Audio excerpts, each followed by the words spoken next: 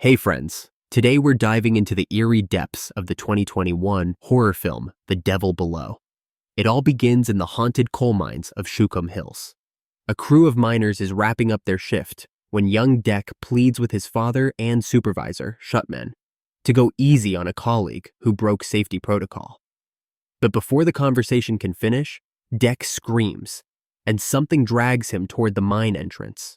Shutman rushes to help, but the creature wounds him, paralyzing his shoulder. All he can do is scream as his son vanishes into the darkness.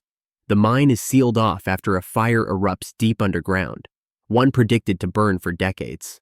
The entire region is declared an ecological disaster zone. Over the years, 33 people die and 162 go missing. Some say the town itself disappeared.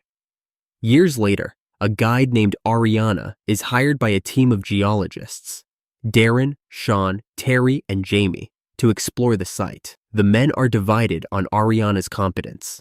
Some doubt her, others admire her seriousness. But one question haunts them.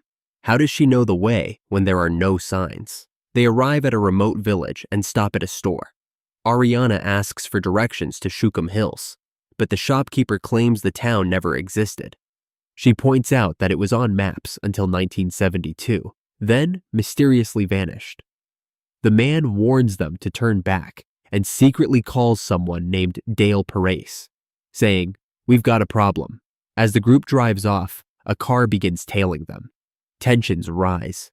Ariana speeds through the forest, loses the pursuers, and finds a dirt road leading to an electrified fence marked with danger signs. Stop! Don't touch it. It's electrified. All right. She climbs a tree and jumps over the fence. The men follow. They trek through the woods and reach a river, where Sean warns about sinkholes, deadly voids caused by underground collapses. He theorizes the mine might have been more than coal, perhaps rare earth metals, or even a deep borehole like Russia's Kola Super Deep, where scientists allegedly recorded screams from the abyss. Darren mocks the idea, calling it tectonic echo, but Sean insists myths don't form from nothing. Their debate heats up as locals discover the fence breach. The wire wasn't cut, it was torn from the inside.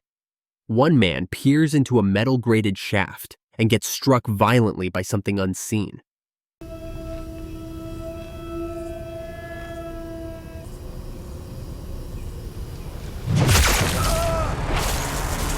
Back at camp, Darren shares that Ariana was recommended by a colleague from a Tanzanian expedition. Despite her rough personality, she's fearless and professional. Meanwhile, Shutman, the local leader, orders Dale to find the outsiders and eliminate them. Ariana grows suspicious when she learns Jamie is a security guard. "Why do scientists need protection?" she asks. Darren reveals their true goal: to collect samples of ultra-high-grade anthracite coal. If they can understand why it burns endlessly, they might prevent future disasters. Ariana is stunned. Darren reminds her, over 1,000 people vanished here. "Wait, wasn't it 162? She asks. "Shukum Hills had 1,000 residents, all gone." The next morning, the group continues deeper into the zone, puzzled by modern warning systems and sealed underground passages. They reach abandoned buildings, just as Ariana hears an engine. She orders the team to hide. Dale is close. After Dale's car drives off, the scientists press deeper into the scorched zone. Steam jets erupt from the ground, proof the rock is still burning. Suddenly, they stumble upon the lost town of Shukum Hills. The buildings, over a century old, are miraculously intact. Inside an antique store, everything remains untouched, as if the residents vanished mid-step. Behind the shop, they discover a massive crater, once a coal pit, now sealed with a makeshift electrified lid. They breach the fence and lower sensors into the abyss to map the tunnels and analyze the air. The readings confirm this is what they came for. Darren hears a guttural roar through his headset. Terry grabs the headphones, unaware he's standing in a rope loop anchoring the equipment. In a flash, something yanks the rope, dragging him into the pit. His screams echo, but he's gone. Ariana and Jamie descend into the sinkhole to search, but Terry is nowhere to be found. Dale arrives. Furious, they open the lid. He threatens them with a gun and tries to seal the pit, ignoring the fact that people are still inside. Sean knocks him out to save his friends.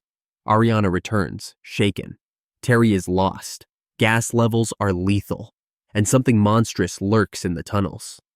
The group flees in Dale's truck, but Sean and Darren clash again, causing a crash that leaves them stranded. Meanwhile, Dale regains consciousness and alerts the locals. There's a breach. Alarms blare, terrifying the scientists. Ariana takes charge, but as they move, a creature attacks. They scatter in panic, losing Sean. Just as all hope seems lost, a truck arrives, driven by Shutman and his crew. He once owned the mines. Now, he guards the monsters beneath. He reveals the truth. These creatures caused the town's disappearance.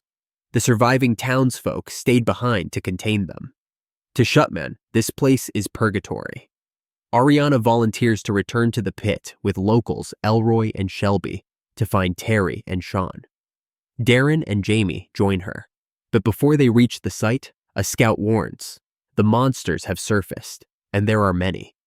Elroy sacrifices himself to distract the beasts, giving the others time to reach the crater and seal it. The rest flee to an underground shelter, but the creatures are already inside. Their hearing is superhuman. Even the faintest sound gives them away. Shelby makes a final stand, urging Ariana and the men to run. The scientists flee, but the monsters catch up. Jamie tries to use a grenade, but one creature knocks it from his hand.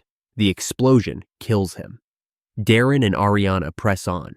Exhausted, Darren confesses. The expedition wasn't about mapping. A coal company paid him to find rare minerals. His greed cost his friends their lives. Ariana shares her own trauma. During a climb, her partner dangled from a rope. Unable to save him, she cut the line to survive. But this time, she swears she won't abandon anyone. Darren refuses to go further. Ariana leaves, promising to return with help. Meanwhile, Shutman's team battles the monsters topside. Ariana hears gunfire and rushes toward it, but is paralyzed by venom from one of the creatures. She awakens on a raft, piloted by a monster, beside Shelby's corpse.